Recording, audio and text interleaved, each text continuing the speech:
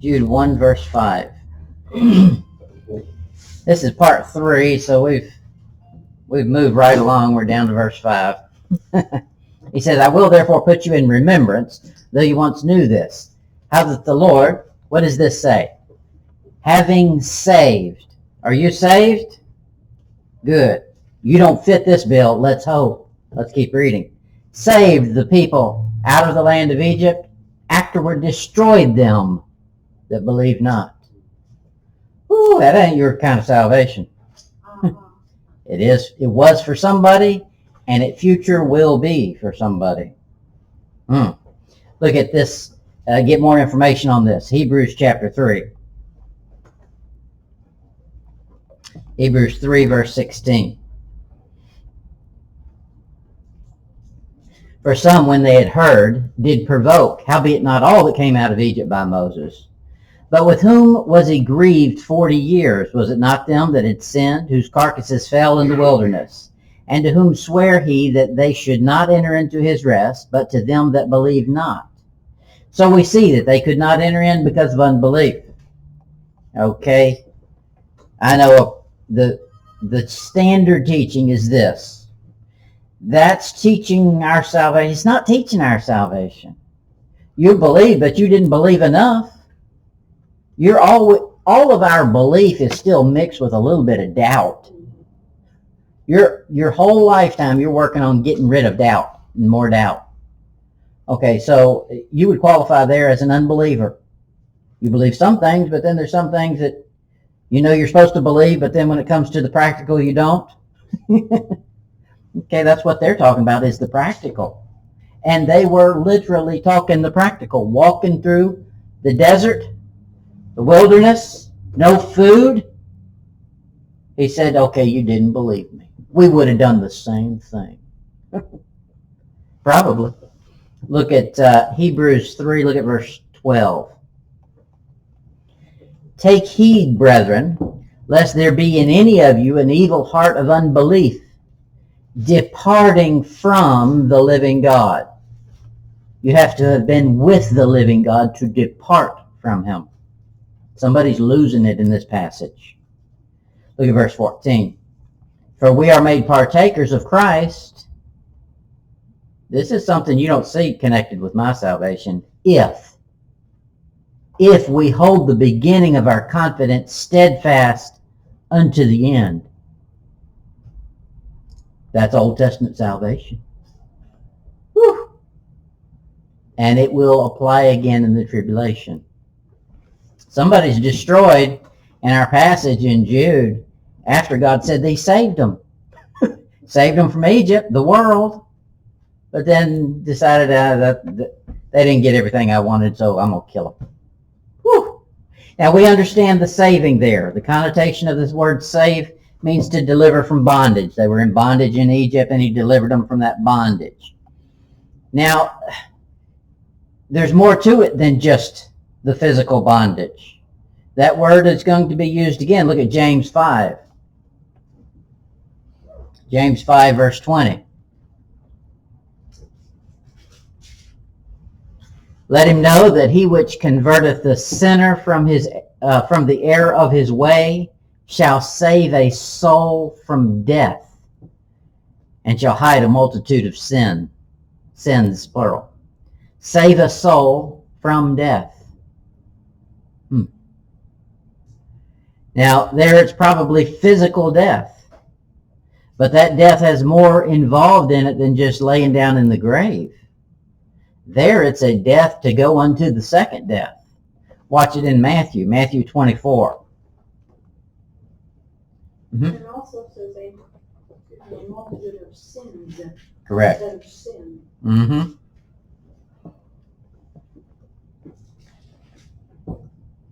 Matthew 24:13. But he that shall endure to the end, the same shall be, our word, saved. That is, he's alive still. Not dead. Save a soul from death. Endure to the end. But the fact of the matter is, it's not just good people that endure to the end. you're going to have some losers that endure to the end too. So just enduring to the end is not enough to guarantee you get to go into the kingdom. Look at it in the next chapter, Matthew 25. Matthew 25, verse 44. Then shall they also answer him, saying, Lord, when saw we thee hungry or thirst, or thirsty, or athirst, or a stranger, or naked, or sick, or in prison, and did not minister unto thee? Then shall he answer them, saying, Verily, I say unto you, inasmuch as ye did it not to one of the least of these, ye did it not unto me. These shall go away into everlasting punishment, but the righteous into life eternal. Somebody's endured through that tribulation mess. They got through on the other side, and he says, I'm not happy with this crowd. Some of you are still tares, and we're going to burn you up. And that's what he does. Jude's tone, when we read that verse in verse 5 there, has kind of a threatening, ominous sound to it, like you could lose it. Somebody was saved, but then they lost it. That's the same connotation we saw in Hebrews. Look at another passage in Hebrews, Hebrews 10. Hebrews 10, verse 37. For yet a little while, and he that shall come will come, and will not tarry. What's that talking about?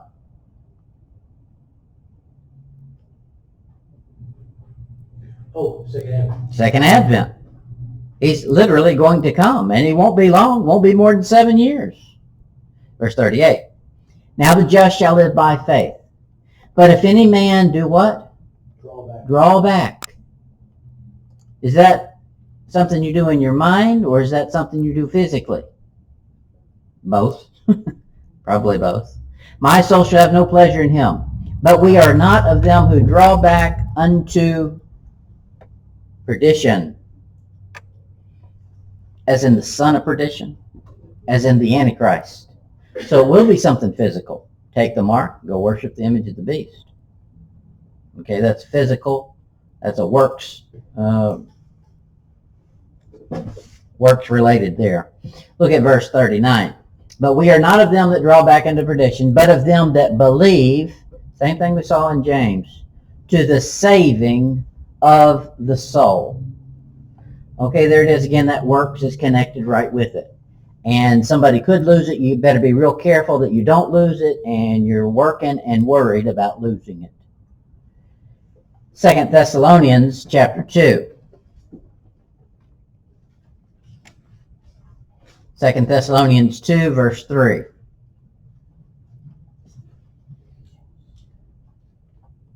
Good reason they should worry, because a lot of people ain't worried.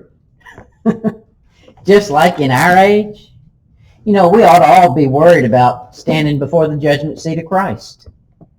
We don't have to stand before the white throne judgment. We got to stand before the judgment seat of Christ. But most Christians aren't worried about that. Matter of fact, I don't worry about it enough. Nobody worries about it enough. But by and large, it's the last thought anybody thinks about nowadays in Christianity as a whole. Well, it's just going to get worse. 2 Thessalonians 2, verse 3. Let no man deceive you by any means, for that day, what is that day? Correct, Armageddon, the second Advent. Now, I need to turn to it because I want to prove to you that's what it is. 2 Thessalonians 2.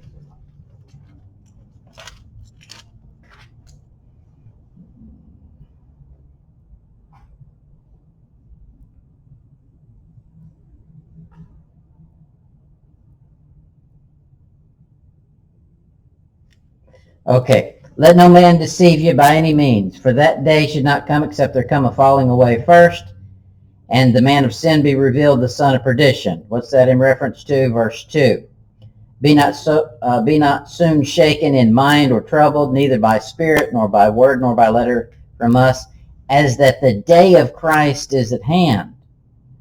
Okay, don't be worried about the second advent happening right now. It can happen right now. There's some things that have to happen. One of the things that has to happen is verse 1. Now we beseech you, brethren, by the coming of our Lord Jesus Christ, and by our gathering together unto him. That's got to happen first.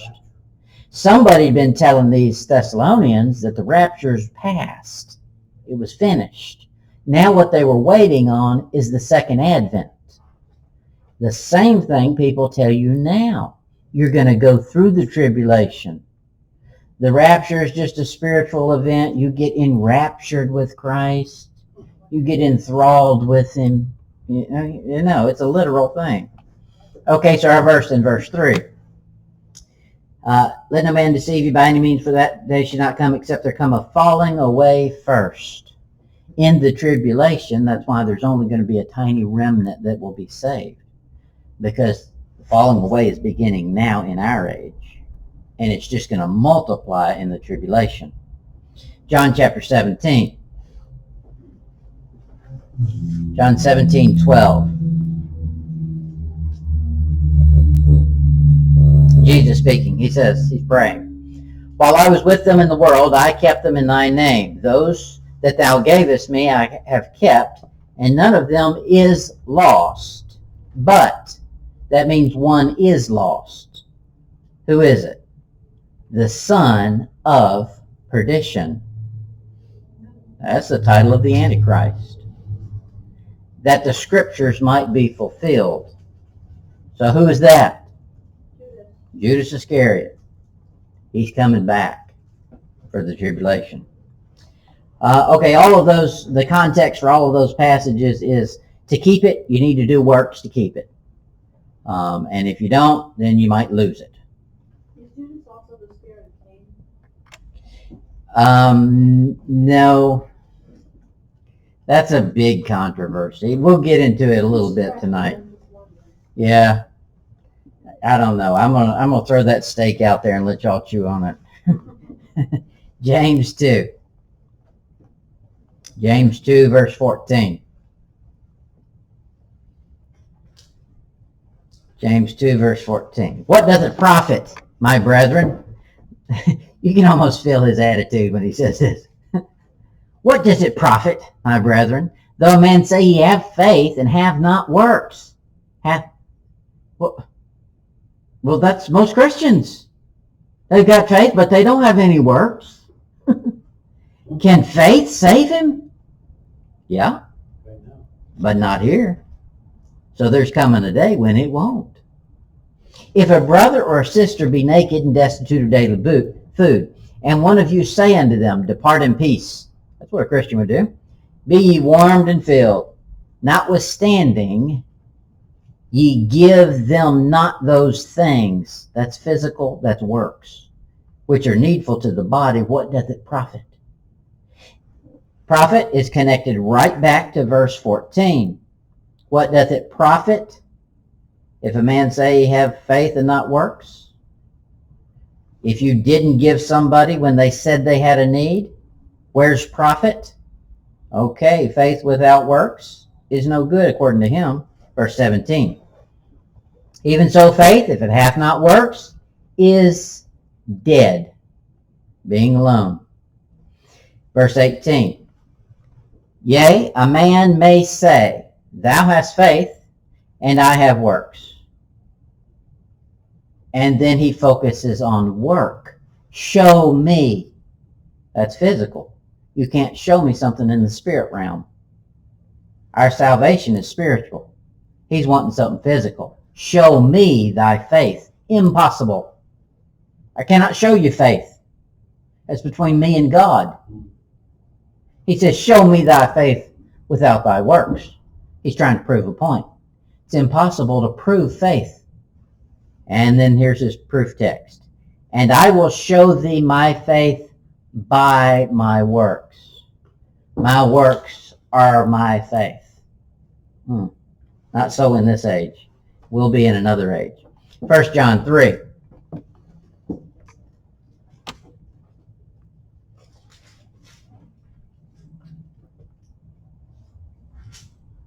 First John 3, verse 10. In this, the children of God are manifest, and the children of the devil. This is not a definition that fits the church age. Whosoever doeth not righteousness is not of God, neither he that loveth not his brother. In 1 Corinthians 5, Paul said there was a guy in the church who was committing adultery and a sin that hadn't even been named among the Gentiles. He didn't lose his salvation, though. He said, kick him out that the soul will be saved in the day of the Lord. Okay, well, that's not the way John would have handled it. John would have said, if he's not doing righteousness, he's not of God. Coming in age, that's going to fit. Look at verse 17. But whoso hath this world's goods, kind of like we saw in James, and seeth his brother have need, and shut up his bowels of compassion from him, how dwelleth the love of God in him? You can almost see what's going to happen in the next age. The thing people can't stand in this age. And we really don't want to do it. I mean, sometimes you just have to automatically, but you don't want to get smart aleck. You want to present truth, and you want to do it patiently and kindly. And Paul says as a nursemaid. But in the next age, Moses and Elijah are going to be here. You know how they talked? That's the way this verse is talking. He's saying that question, how dwelleth the love of God in him? I saw him walk by and he didn't even give the bum on the street a quarter. How could he be saved? He can't be a Christian. That's the way they'll talk in the tribulation, and they'll be right. Some people do it now. You call yourself a Christian and you do this and you do that. Mm-hmm. Sometimes it fits. Well, sometimes you're right. Verse 18, my little children, let us not love in word, neither in tongue. That is, I'll pray for you. You know, no, actually do it.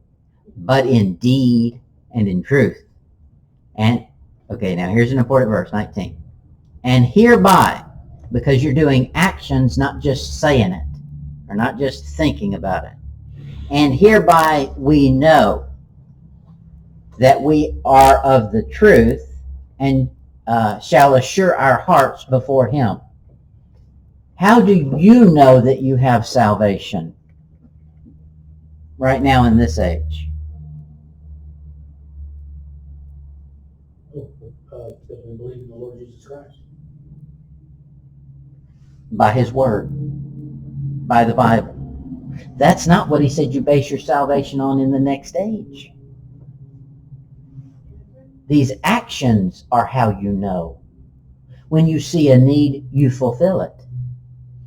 It's what won't get you to heaven in this age, but people want to do. In the next age, it'll flop. And they won't want to do the things that they think they're doing now to get to heaven. They'll need to do those in the next age, and they won't want to do it. They'll want to have our salvation. Every dispensation does this. They covet another dispensation's means of grace when it's in the wrong spot. The two cases we've seen so far have to do with enduring and doing the works and making it through to the end. Believing to save to the soul, and if you don't do these things, you're, according to Jude, look down at verse 7. Even as here's his invitation to the little message he just gave. He's going to give them a final illustration and an invitation right here in verse 7. Even as Sodom and Gomorrah and the cities about them in like manner, giving themselves over to fornication and going after strange flesh, are set forth for an example of suffering the vengeance of eternal fire. Now you see the first word he used. Even as. That is, everything I've told you before, here's the picture. This is the Old Testament example that you're supposed to follow. Ooh, Sodom and Gomorrah was your picture. If you don't do these things, just like some people couldn't make it in, and God burned them up, okay, Sodom and Gomorrah got burned up too, and that's your example. Not mine, it will be for somebody in the tribulation. Okay, next verse, Jude, verse 6. Jude, verse 6. And the angels, which kept not their first estate, but left their own habitation, he hath reserved in everlasting chains, under darkness, unto the judgment of the great day. Okay, so what's he talking about?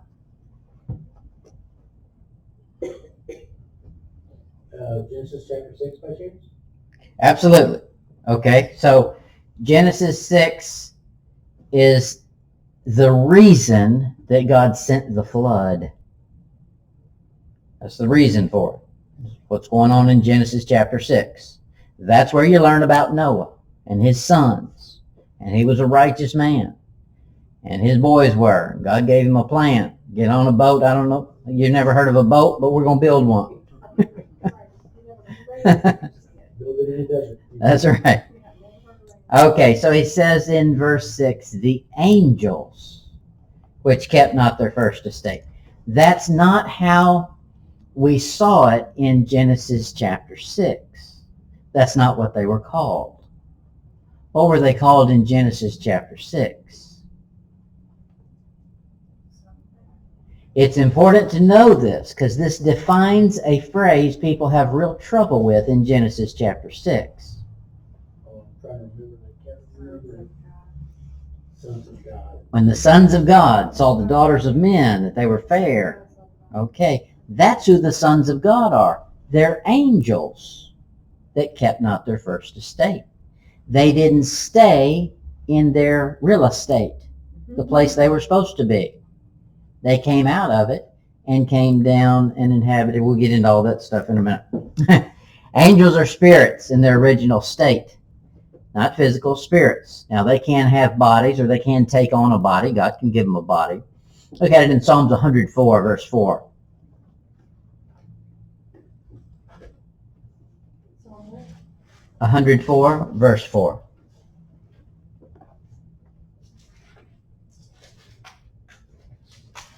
Psalms 104, verse 4. Who maketh his angels spirits. That's how he makes angels. His ministers a flaming fire. So what happens when Adam and Eve leave the garden? The angels have a flaming sword. That's part of their makeup is fire. When Elijah goes to heaven, he doesn't die. He gets a chariot ride. Chariot of fire. That's when God sends eternal destruction, it's fire. He likes fire. Hebrews 1 verse 7.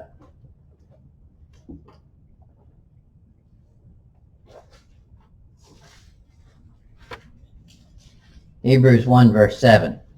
And of the angels, he said, who maketh his angels spirits, and his ministers a flame of fire. Okay, there it is again. Now, when the Bible says something twice, it means it's settled. It's sure. And he put it in both testaments, just so we couldn't say we hadn't seen it. Because you know what happens if all you see is one verse in the Old Testament, and it doesn't repeat about 20 times, we forget we saw it. Till the next time we see it again. So he put it there again. But an angel comes down from the spirit realm and mutates into this physical realm that we live in. He permanently forfeits the spirit world. He's traded. He's decided humanity is where I want to be instead of angelic, the spirit realm. We are put a little lower than the angels on the hierarchy rung. That's what David says. So an angel should not want to downgrade to human like they did in Genesis 6. But when they do, God says you're stuck there. And the problems with humans now become your problems. Now, what they did was they would mutate into this human world, pick up a dead body, like we're going to get in Jude in a minute when there's a problem with Moses' body. And they pick up this dead body of somebody who was famous because they received worship. And they would inhabit that body and bring it back to life. Just like it's going to happen with the son of perdition. Judas Iscariot's going to come back. And probably in that body. And he'll want worship. I'm just sitting here thinking about Hitler. That's like happened. Oh, there's no telling. I don't know. He was so wicked and so evil. Oh, yeah. I don't know. So all... Yeah, I'm sure he was possessed. Yeah. Yeah, there's a difference in being possessed and the angel taking on what's going on in Genesis 6. Genesis 6 is a little different. Here's why they produce a giant. Okay, so if you're going to check it, the place to start checking is the NBA. Because those offsprings are giants. 7 and 8 would be fine. Yeah. Okay, those are qualified as giants. Now, I'm not saying they are. I'm saying if you wanted to check it, that'd be the place to check. Not just wicked men, because wicked men can have demons enter them. But not somebody pick up a dead angelic thing, leave its estate, and pick up a dead body and inhabit it, and then produce a child. Now, with the producing of a child, the offspring is still human. The offspring is not a spirit. That's where Jan's question comes in. Genesis chapter 3 and 1 John chapter 3 talks about Cain, who was of that wicked one. So was he the seed of the serpent? Did the serpent, was he inhabited by the devil, who obviously did not keep his first estate and do exactly what happened in Genesis chapter 6? Could be. I don't know. Could be. Doesn't mean that Cain's offspring would be demonic. It doesn't mean that. They're still human. It just means that the origination was something satanic. We'll get more of it in a minute. Now that could have been. I don't know. Some people claim it. What I don't believe is it starts a line of satanic beings. It doesn't. It continues to create humans. We'll see that in Genesis. Let's go there. Genesis chapter 6. I say it not only happens with humans. We know in Genesis 6 it happens with humans. It can also happen with animals. And we'll see the warnings about it. And you know in the tribulation that mutant animal human things show up. Mm-hmm. Yeah. Yep. And they're trying to grafting like they do with plants. They're trying to do with animals. Yeah, they're monkeying all around with it because the demonic world knows one day that's what they're going to start up again.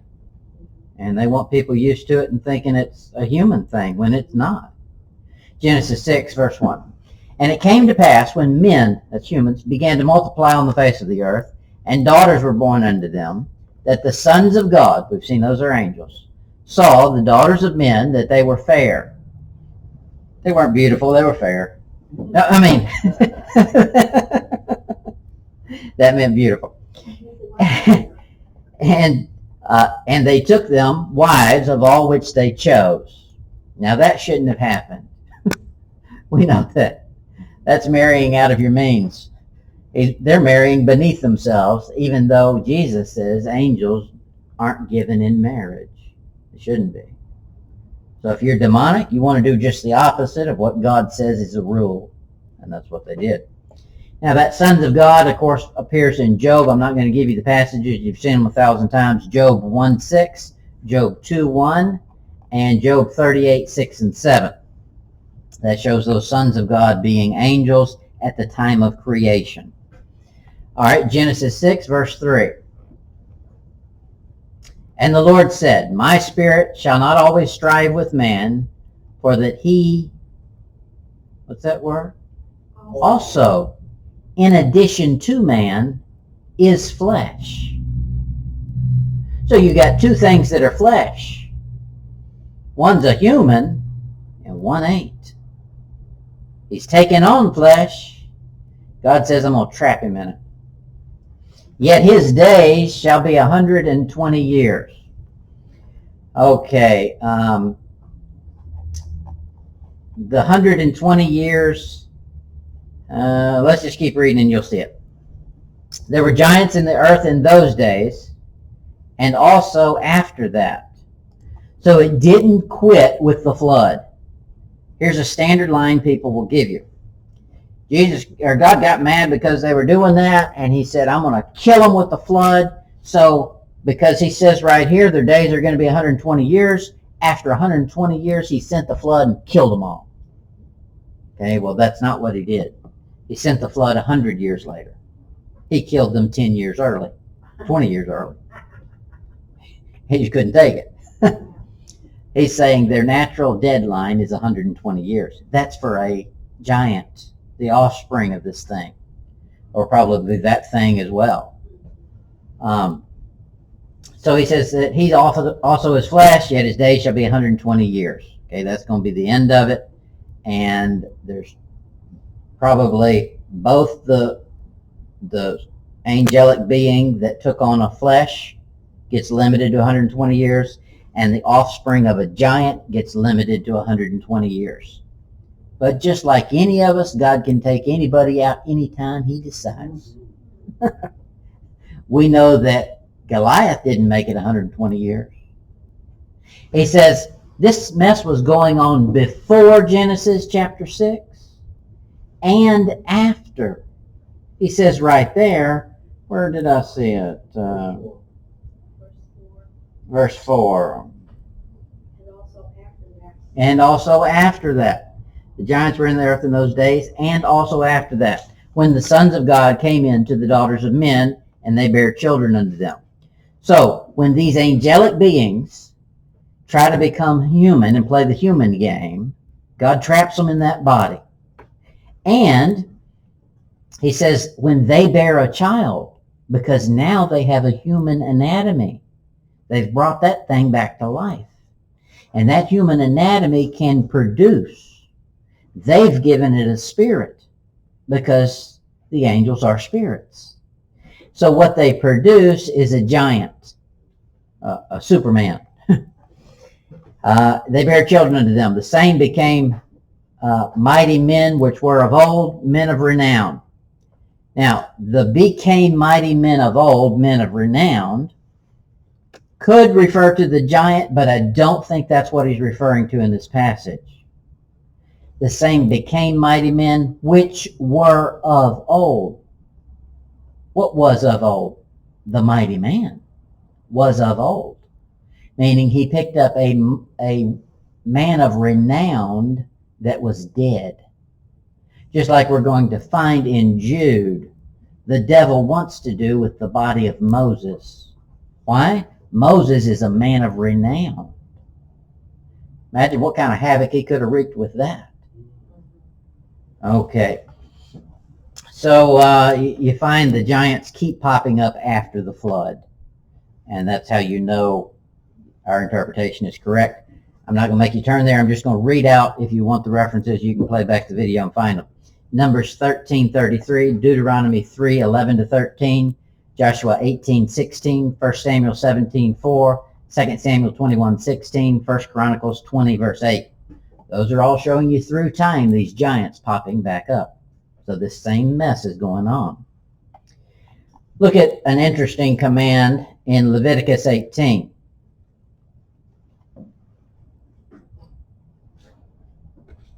Leviticus 18:22.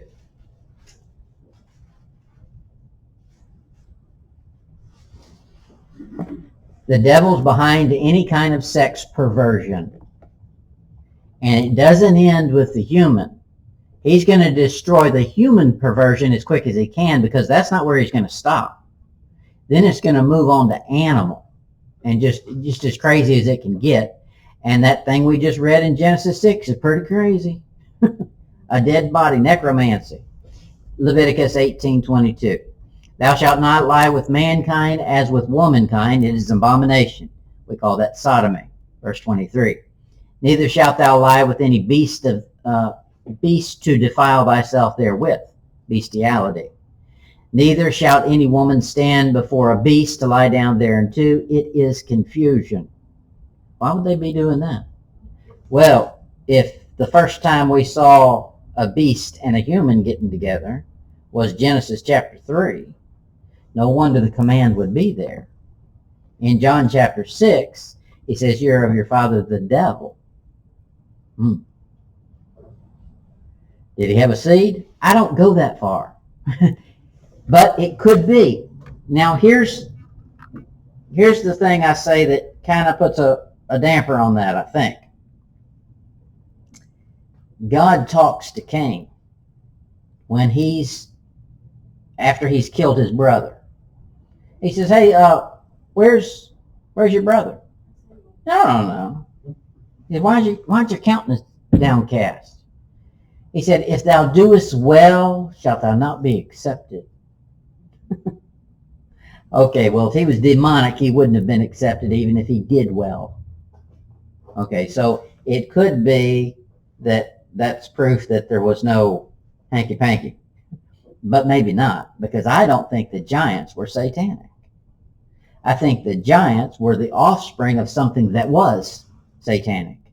They just happened to use human means to produce another human. So I don't know. Y'all work on that. That's heavy meat that you can chew on for a while. When the Lord ends up destroying these things, he makes them die in the position they chose to downgrade themselves to, a man. Look at it in Psalms 82.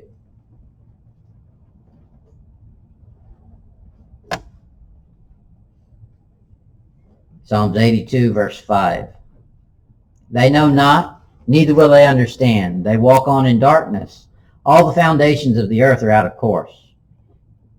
Now, I know the spiritual application of that is it's just total confusion out there. But no, I think he really means it. It ain't moving right. You know, they claim the earth is tilted on its axis. Why? Because it's out of course. The stars aren't lined up the way he intended them. Don't be trying to get astrology, whatever that is, astrology from that. Those things are messed up. They're not in the right order. Verse 6. I have said ye are gods, and all of you children of the Most High. Sure, they're called sons of God. But ye shall die like men, and fall like one of the princes, man of renown. 120 years, you go into the ground. 1 Corinthians 6. Mm-hmm.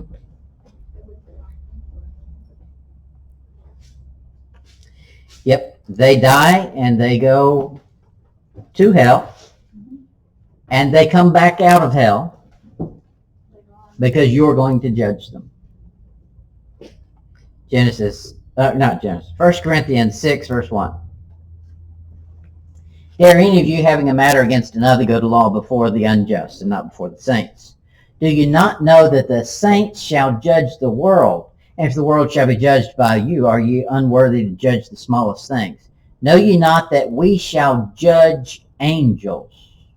You're going to judge them. Now, you'll be perfect. Just like me, you'll be no, me.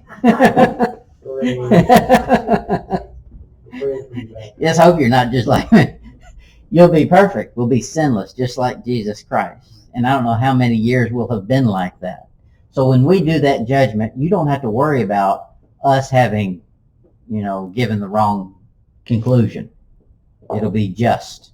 It'll be righteous. And it's angels you'll be judging. How much more things that pertain to this life? You better get used to judging right now, because that's your eventual end, is to be a judge. 1 Peter chapter 3.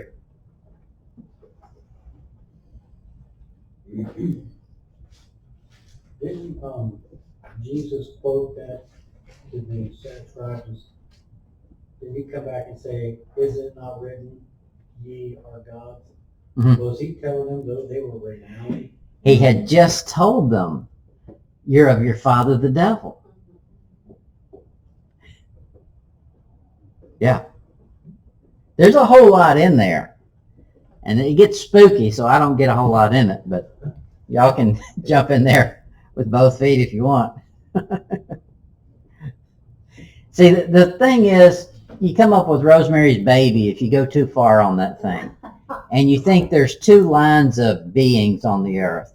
There's a satanic generation, the seed of the serpent. You say there's a satanic generation and there's humans. There's two beings, some of them like aliens. I mean, you can just blow your mind doing all that stuff. There's references to sons of Belial. Sons of Belial, yep. Yeah, there's a lot in there. And there's probably more to it. I don't want to go that far out on the limb with it. I got enough I got to try to figure out on my own without getting that deep. 1 Peter 3, verse 19. This is talking about Jesus. By which also he went and preached unto the spirits in prison.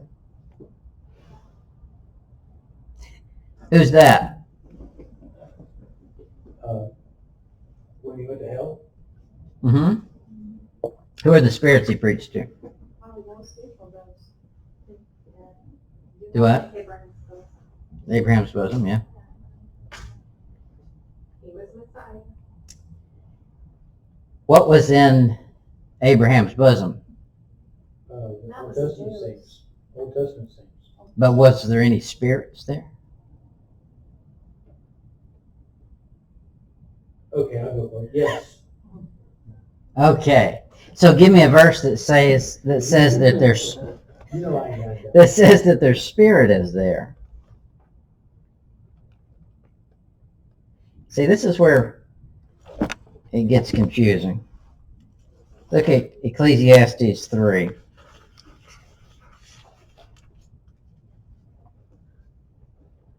makes sense.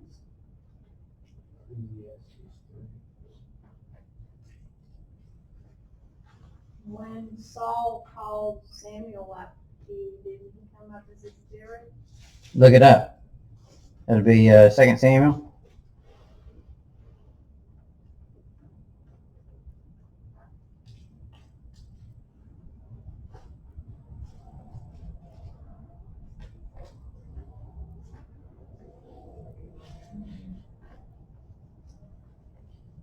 Ecclesiastes 3:21.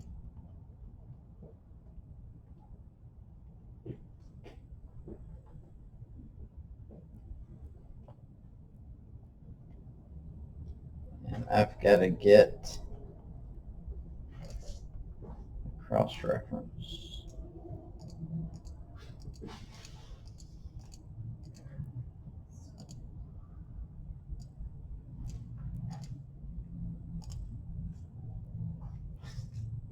Okay, Ecclesiastes 3:21.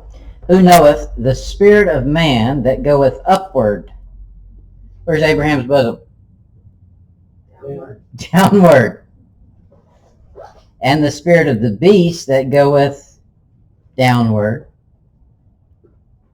to the earth. Okay, so to say that it was a spirit in Abraham's bosom, I think is wrong. I think those were souls. Kind of like souls under the altar. in Correct. Revelation. Exactly. It's not the spirit, it's the soul, the human part. The spirit, according to Ecclesiastes, goes back to God, who gave it.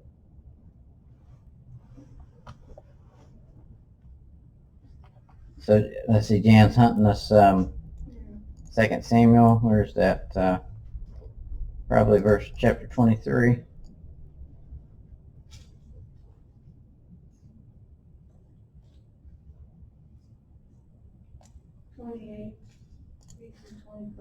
First Samuel 28. 1 Samuel 28.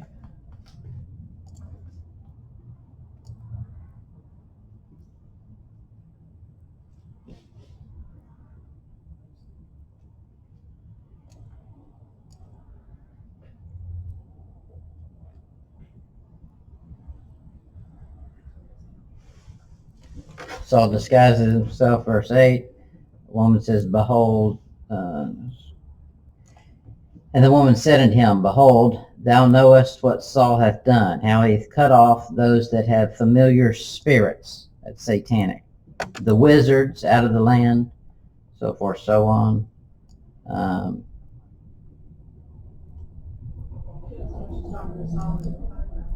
Who shall I bring up for thee? He says, bring up Saul. And he said, bring me Samuel. No, it was Samuel. And he said unto the woman, whom shall I bring up unto thee? And he said, bring me up Samuel. And when the woman saw Samuel, she cried out. And he said, what you see? She says, I saw gods ascending out of the earth, satanic, sons of God. But see, Samuel came up. But he was a soul, not a spirit. The spirit leaves you immediately, goes back to God who gave it. Right. The soul lands somewhere. Yeah. In Revelation, we're told the souls are under the altar when Abraham's bosom comes back. So it's souls, Well, then who not did spirits. they came up out of the spirit? Who they came up? Who were those that you guys were just talking about came up out of hell? I was reading, so I was happily listening to what you were saying about. They came up. You said they came up. These spirits came up, and out of Abraham's bosom. Not spirits, it'd be souls. Well, this doesn't sound like paradise to me. This sounds like these people were in a bad place. 1 Peter 3:19, by which also he went and preached unto the spirits in prison. Yeah. That sounds like hell. Like they would still Exactly. preach that too. Yeah. I think that's a reference to, because it's spirits. Now, what spirit ends up in hell? The ministering spirit, the angel, Genesis chapter 6. When they die like men, they don't have a soul. They go to hell as a spirit. So He didn't make them ministering souls. He made them ministering spirits they come up from hell. to be judged in 1 Corinthians 6.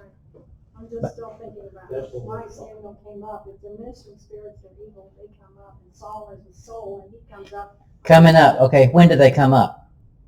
In the last day. Who? The spirits actually talking about in the last day when he brings them up to judge them. Correct. At the end of the millennium, we will judge the spirits that are in hell. Okay, that will be the angels of Genesis chapter 6 and every other time they showed up. Because those are spirits. They don't have souls. They never had a soul to begin with. Never had it to begin with. Right. He made them ministering spirits, not living souls. Adam he made, and he called him a living soul. That was something new. Okay. This is talking about Christ and Colossians 2:14, blotting out the handwriting of ordinances that was against us, which was contrary to us, and took it out of the way, nailing it to his cross, and having spoiled principalities and powers, he made a show of them openly, triumphing over them in it. Mm-hmm. I think that he was doing some triumphing. Mm-hmm. Yeah, I think that's those spirits. That's who he preached to. He goes down there. He's not preaching as to give them another chance. No. He's preaching like a good hellfire damnation. I don't care if you get right or not. I'm going to let you have it. Now, that's not the way you're supposed to preach. But there's a time for that. In the tribulation, that's the way the preaching is going to go. We just saw a bunch of it in Hebrews and James and 3 John. Okay, so that's an interesting spot. Look at 2 Peter 2. 2 Peter 2, verse 4.